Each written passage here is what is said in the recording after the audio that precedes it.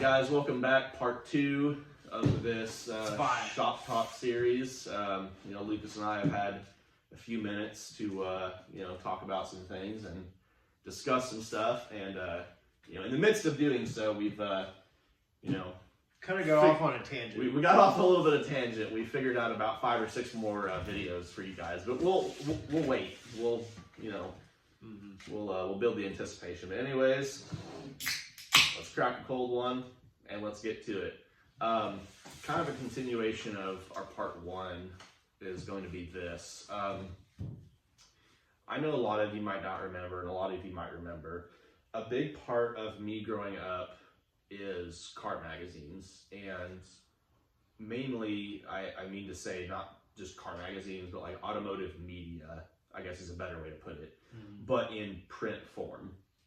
Now, my dad had worked at a printing factory when I was younger, and he would bring home Carcraft magazine, Kit Car magazine, nothing really crazy, but like every once in a while he'd snag one, off the press, or one that had like a bent page or something, they couldn't, or a misprint. Something that caught his eye. Yeah, he's like, oh, that's going in the lunchbox, making its way home, and eventually I'd get my hands on it, and I don't know, it captivated me from a young age.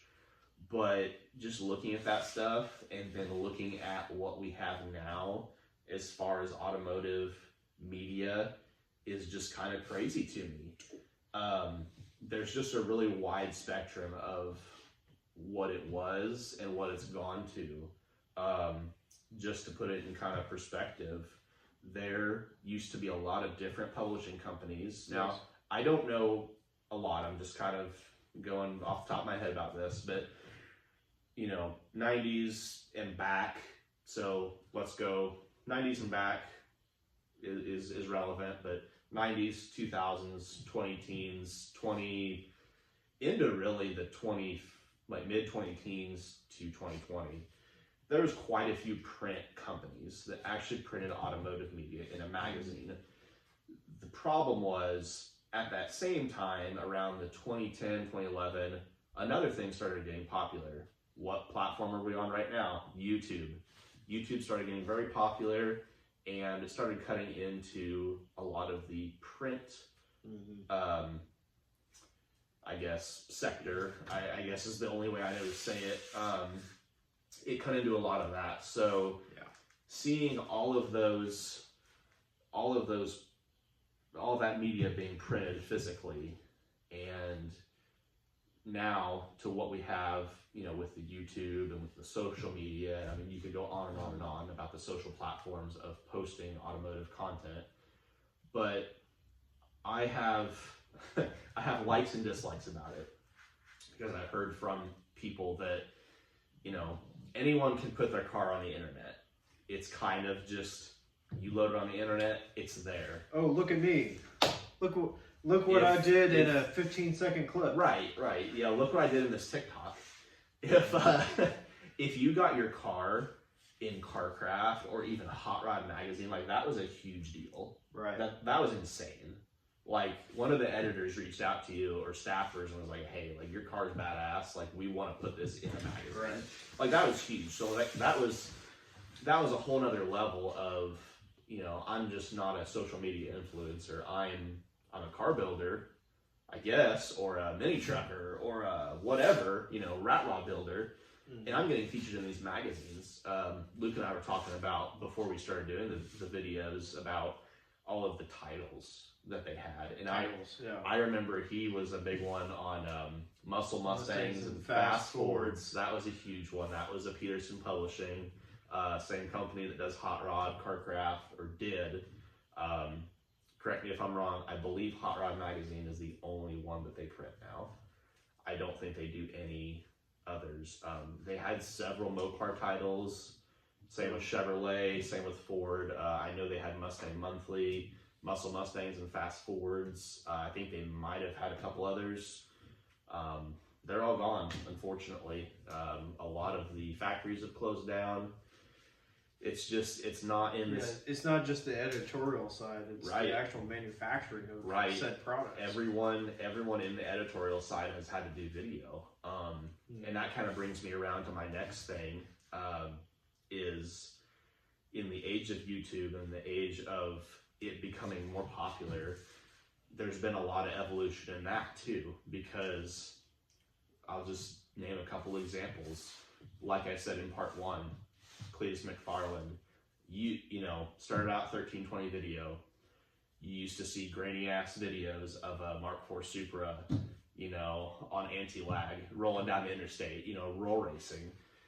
That's kind of how they started, but it gained popularity. He eventually did his own thing. Yeah. Roadkill, another one. David Freiberger, Mike Finnegan. David Freiberger was the editor-in-chief of Hot Rod Magazine for like 20 years or something. They said, hey, we want you to do video. That's how that came about. I mean, they're like, okay, let's do dumb shit with cars and put it on the internet. And that's literally what they did, and it just gained a huge following. But well, in essence, Mike Finnegan was also doing his own YouTube channel. Right. I mean, he had some stuff, and he just, he wanted to get in on. I think he kind of saw the writing on the wall. He got his own YouTube channel. Unfortunately, now that whole production side of all of those shows is shut down. So now everyone is doing their own YouTube channel, which is good. Yeah. It gives them a little bit more independency on what they can post, what they can do. But yeah, it's just, it's one of those things that is ever changing, which is, it kind of sucks in a way, when they said, oh, Roadkill's canceled, I kind of upset, but at the same time, it's like, well, the idea isn't canceled though. Right. Like, it's still going to happen.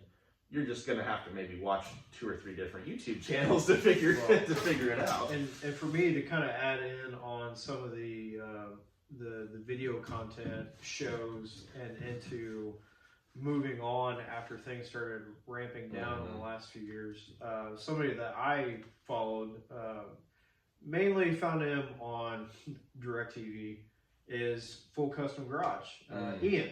Yeah, that's another big one. He had decided on his own before the fallout, especially with some of our favorite shows. He was one of the, I wouldn't say forefront, but he decided on his own that, yeah, this isn't headed where I wanted to go. Personally, this is not how I wanted to build content or how I wanted to build my own cars. Right. It's like he went from having to do, X amount of shows per season. Yeah. And each show had a different car and, like, well, we did this and that. And it's like, really, in a fact, or in a sense, he really didn't do much to any of them, especially in the later seasons. Like, it's like season 4, I think, was his last one.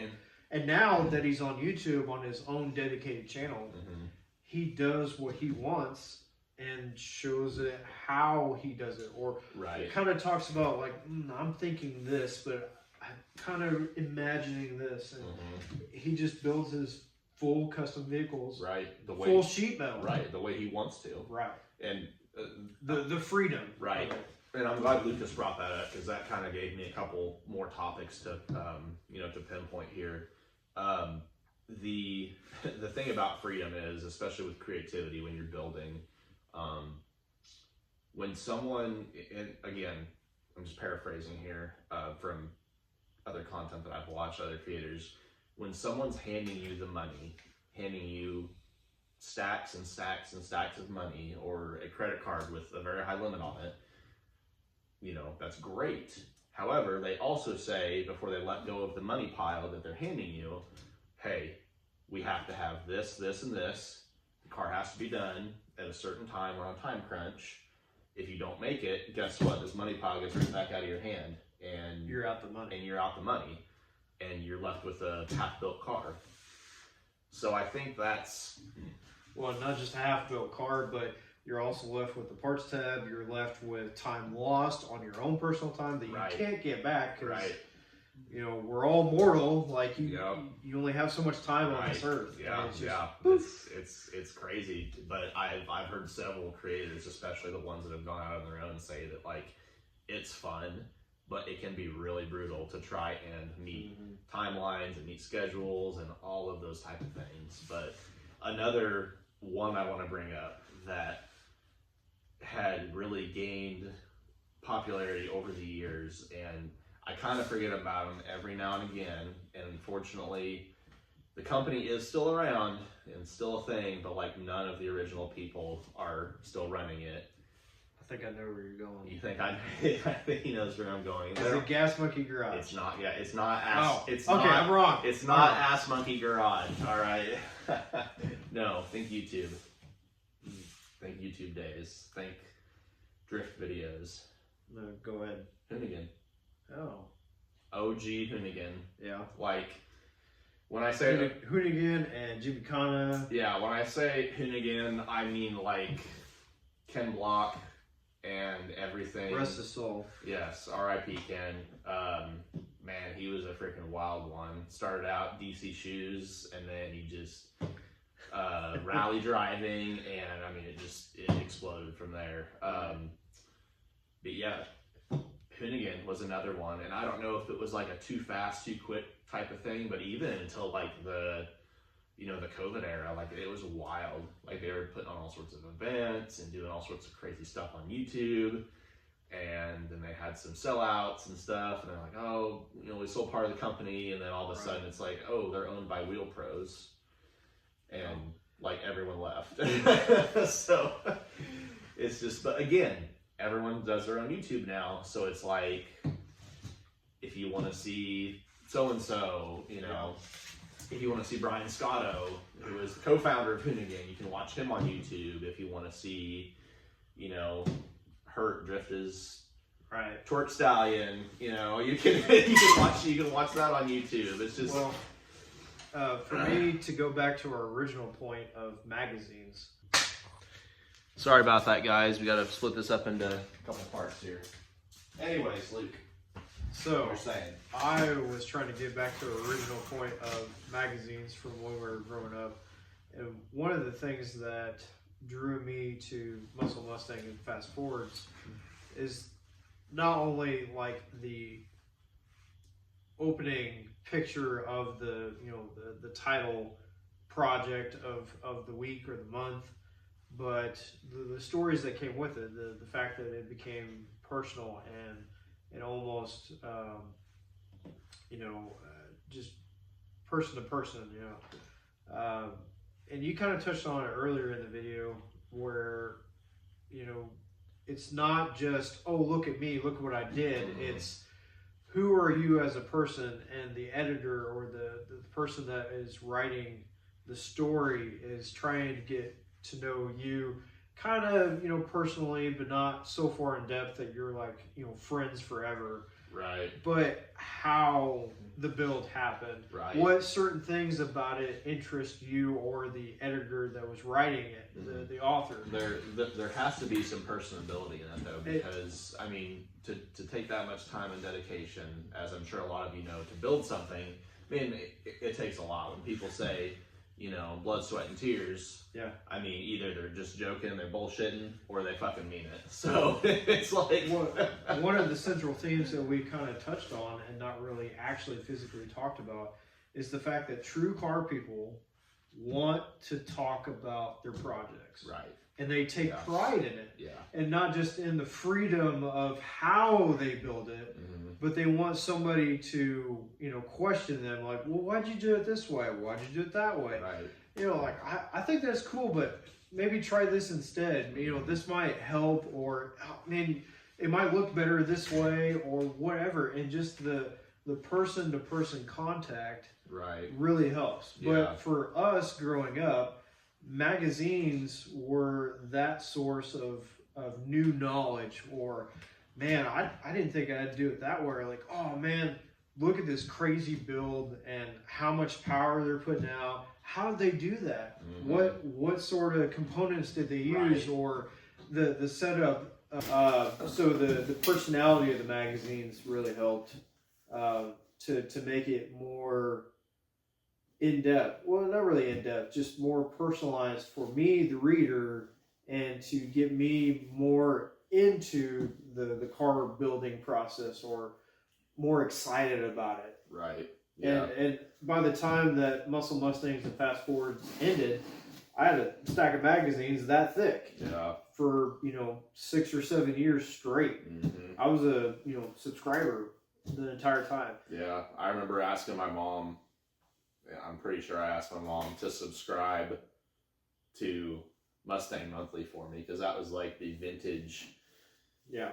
Like they touched on they really didn't touch on Mustang 2 generation. They did touch on Fox a little bit, but mostly first gen Mustang. And of course, that's when my dad and I are kind of getting into building this car, and I was like, man, I need to try to learn, absorb as much as I can, and just seeing what people built, looking at, they can't talk to you. It's in a magazine, Right. You just have to read what is on the chart, What? and they'd get a spec, you'd have they'd have a couple, they might have a centerfold or whatever, of a full picture of the car, and then they'd have part of an article, and then you'd come to the spot where it had the specs,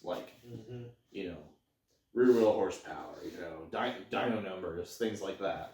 Exciting things, and you'd be you'd look at that, and well, right next to it, you'd have a spread of pictures, not just exterior, but interior, engine bay, right, underneath sometimes, just looking up at the chassis. It's normal people are why would you want to look at the underside of the body? Well, right. because some of them have such attention to detail.